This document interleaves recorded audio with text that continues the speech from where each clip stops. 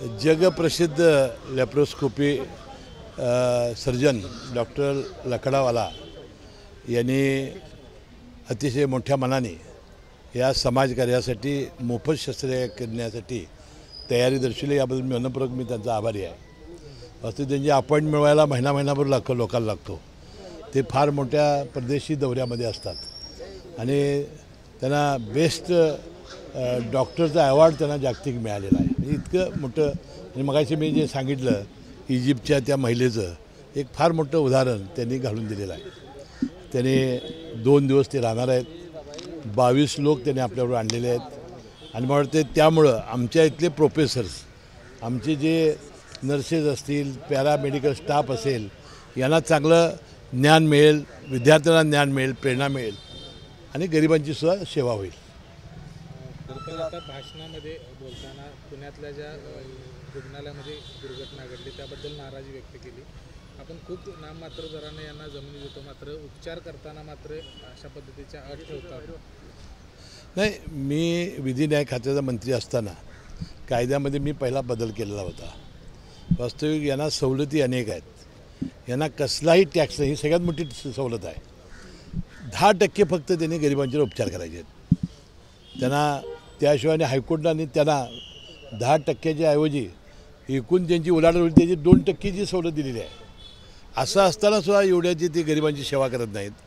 त्यामुळं अशा प्रकारचा रोष या दवाखान्याच्या विरुद्ध वाढायला आलेला आहे। महात्मा फुले जीवनदायी सुद्धा ती लागू करत नाहीत, त्याचे दर कमी आहेत।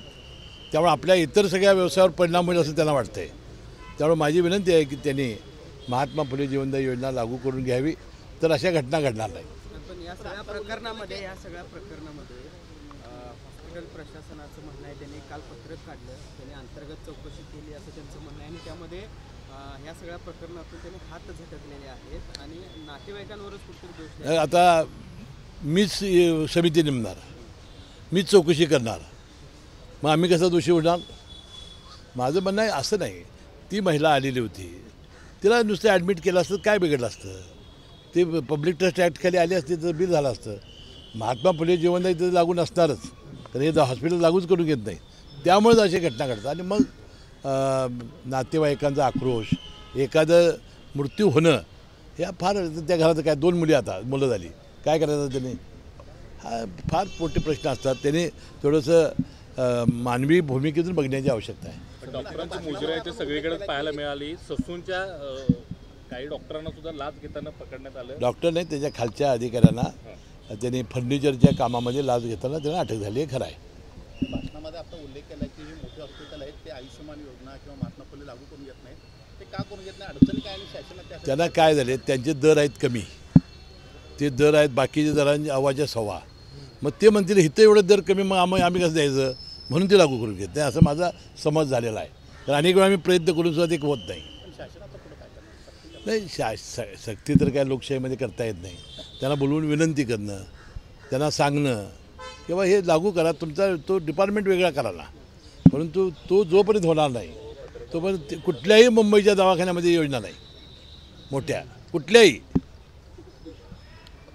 सर, कर्जमाफीवरून दादांनी सांगितलेलं आता तरी कर्जमाफी करणं शक्य नाही। दुसऱ्या बाजूला माणिकराव कोकाटे यांनी काल असं वक्तव्य केलं, कर्जमाफी मागता मात्र त्या आलेल्या पैशाचं शेतात गुंतवणूक करता का, ते पैसे लग्नासाठी आणि साखरपुड्यासाठी? नाही, कोकाटे साहेबांची काय मी प्रतिक्रिया ऐकली नाही, परंतु अजितदादांची मी प्रतिक्रिया ऐकली आहे। त्यांनी सांगितलं हा सीझन आणि पुढचा सीझन आमची आर्थिक परिस्थिती बघता हे काही शक्य नाही। त्यांनी कायमची कर्जमाफी करणार नाही असं काय सांगितलं नाही आणि मुख्यमंत्र्यांनी सुद्धा सांगितलं, अजितदादा तसं बोलले नाहीत। मला वाटते आर्थिक परिस्थिती 1-2 वर्षामध्ये नक्की आमची सुधारणार, कारण आमचं राज्य इतकं राज्य मोठं आहे की होणार आणि सगळ्या लोकांच्या अपेक्षा पूर्ण होणार। पण हे पैसे घेतात आणि शेतकरी, कृषी मंत्र्यांनी एक प्रकारे शेतकऱ्यांना नाही, मी ऐकलं नाही, मी ऐकल्यानंतर समजून गेलं तर आपल्या प्रतिक्रिया मुलांची नाही। मला ते तुम्ही सांगितलं, आता मी माहिती घेऊन तुम्हाला सांगेन। राज ठाकरे आणि उदय सामंत यांची पुन्हा एकदा भेट झाली। मुंबई महापालिकेच्या पार्श्वभूमीवर या भेटीगाठी वाढलेल्या दिसत आहेत। चांगलं आहे की ते राज ठाकरे महायुतीला पाठिंबा देणार असल्याचा आनंद आहे आम्हाला। उपमुख्यमंत्री सोलापूर जिल्ह्याच्या दौऱ्यावर येतात, मात्र त्या ठिकाणी शक्तीपीठ महामार्गातला विरोध जो आहे तो अनेक जण करताना पाहिजे, तर सभा देखील उधळून लावा असा इशारा जो आहे तो दिलेला आहे आंदोलकांनी। नाही, आता शक्तीपीठ मार्गाबद्दल एकनाथ शिंदे साहेबांनी ती अधिसूचना रद्द केलेली होती. आता परवा मुख्यमंत्री म्हणाले की आम्हाला शक्तीपीठ रस्ता करायचा आहे तर लादायचा नाही. त्यामुळं समजो त्यानं शेतकऱ्यांची संमती घेऊनच शासन करेल. राजू शेट्टी यांनी काल अजित पवार यांच्यावरती टीका करताना अजित पवार यांचा जीव गेला असता का 16 मिनिटं AC गाडीतला चालू झाला नाही म्हणून अशा पद्धतीने मी तुम्हाला सांगितलं की कुणीच सांगितलं येशीने मी त्या गाडीत होतो ना. राजू शेट्टी धांदात खोटं बोलत आहेत. मी मागच्या वेळेला तुम्हाला सांगितलं की अजितदादांनी ड्रायव्हरला विचारलं ही गाडी कोणाची. ती म्हणाले प्रकाशराव आंबेडकर पालकमंत्र्याची. मग त्यांना कुठली गाडी दिली भाड्याने दिली. त्यामुळे संताप अनावर झाला. पालकमंत्री आपला भाड्याच्या गाडीने जातो. AC चालूच होता. मी होतो ना त्या गाडीत. काय तर चुकीचं वक्तव्य करून गैरसमज तयार करणं बरोबर नाही. ते म्हणाले की 5 गाड्यांना यापूर्वी मी परवानगी दिलेली आहे. 2-3 मंत्री होतात जिल्ह्यातले त्यांना ते 2-3 त्यांना न्यायाधीश येतात. महालक्ष्मी आपलं तीर्थस्थान असल्यामुळं अनेक मंत्री राज्यातले येतात. 5 गाड्या ह्या जिल्ह्याला पाहिजेत. 2 आहेत आणि ती भाड्याने घेता हे बरोबर नाही. आणि पैसे बी दिलेले आहेत. आणि लगेच आत गेल्यानंतर त्यांनी राजशिष्टाचार सचिव आपल्या म्हैसकर मॅडमना फोन लावला आणि त्यांनी सांगितलं आजच्याच परवानगी द्या. काय बिघडलं. 5 गाड्या आपल्या जर VIP लोकांना येणाऱ्या महालक्ष्मी दर्शनाला मिळाल्या तर AC बंद नव्हता. धादात चूक आहे. पालकमंत्री भाड्याच्या गाडी फिरत आहेत त्यांच्याबद्दल त्यांना राग आला. साहेब आता चंदनवाले साहेबांनी उल्लेख केला की तुम्ही निधी तर शासनाचा मिळवला आहे पण आंतरराष्ट्रीय पातळीवरचा निधी बरोबर. एशियन डेव्हलपमेंट बँक आणि जायकाकडनं आपण एशियन डेव्हलपमेंट बँकेचं कर्ज मंजूर झालेलं आहे. परंतु अजून जायकाचं व्हायचं आहे. मला वाटते मी जे मगाशी सांगितलं की आपल्या ह्या सगळ्या हॉस्पिटल्स विशेषतः सार्वजनिक आरोग्य खात्याचे असतील किंवा आमचे हे बळकट करण्याची आवश्यकता आहे. हे जर बळकट झाले तरच गरिबांची सेवा चांगल्या प्रकारे होऊ शकेल. राज्यातले खाजगी दवाखाने आहेत यांनी दरपत्रक जाहीर करण्यासाठी काय करता येईल किंवा काय राज्य सरकार हे आता मुख्यमंत्री महोदयाला आम्ही भेटून ह्याबद्दल एक समिती केली पाहिजे आणि एक दर हे प्रिस्क्राईब करून केले पाहिजेत. खाजगी दवाखान्यांनी काय घ्यावं यांनी काय घ्यावं त्याशिवाय हे थांबणार नाही. जसं महात्मा फुले जनआरोग्य योजनेसाठी कागदपत्रांची जी सक्ती केली आहे त्यामध्ये आयुष्यमान जे कार्ड आहे ते आता सोपे केले. अनेक लोकांकडे नाही काय झालेलं आहे की आयुष्यमान भारत आणि आमची महात्मा फुले ही 5 लाखाच्या दोन्ही सेम आहेत. त्यामुळं एकेकाचा लाभ दोन्हीकडं घेण्याचा प्रयत्न होतो आहे. तर ती कंबाईन करून योजना आता आपण आणलेली आहे. त्यामुळे त्याला 5 लाखाचीच मिळणार. तर त्यामध्ये डबल व्हायचं एकाच म्हणजे आता समजा आता हरण्या तर महात्मा फुलेमध्ये आयुष्यमान भारतमध्ये होईल. त्याचा गैरवापर होईल म्हणून आपण ती कंबाईन योजना केलेली आहे. या सगळ्या योजनेचे जे कोल्हापूर जिल्ह्यातले 2 समन्वयक जिल्हा समन्वयक होते त्यांचं काम काही कारणास्तव थांबलेलं आहे. मात्र त्याचा फटका आता कुठलं ह्या योजनेचे समन्वयक होते ते आता काय आहे सार्वजनिक आरोग्य विभाग बघते.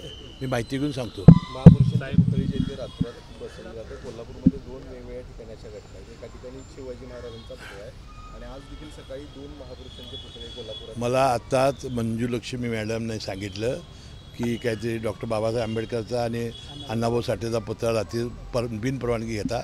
वास्तविक आपल्या शासनानं सगळं कायदा केलेला आहे की असे पुतळे बसवण्यासाठी आपल्याला परवानगी घेणं आवश्यक आहे.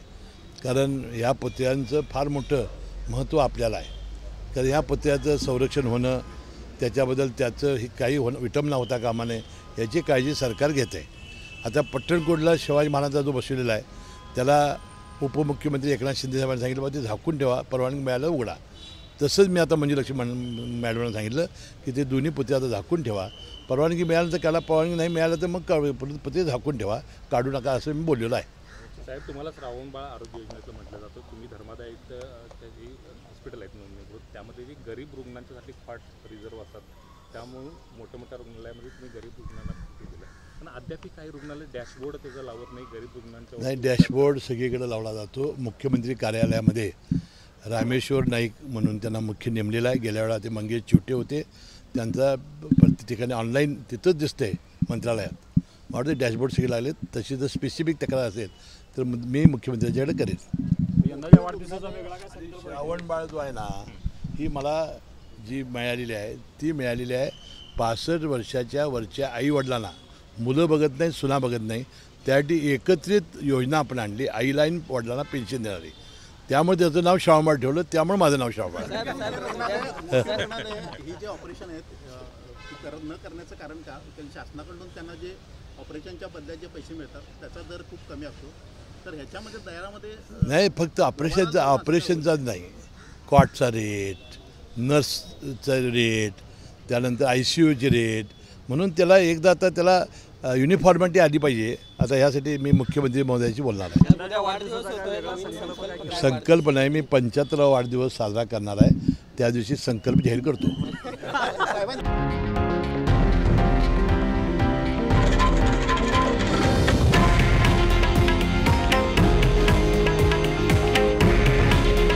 हे आहे देशातील नंबर 1 न्यूज नेटवर्क आणि आपण पाहत आहात TV9 मराठी.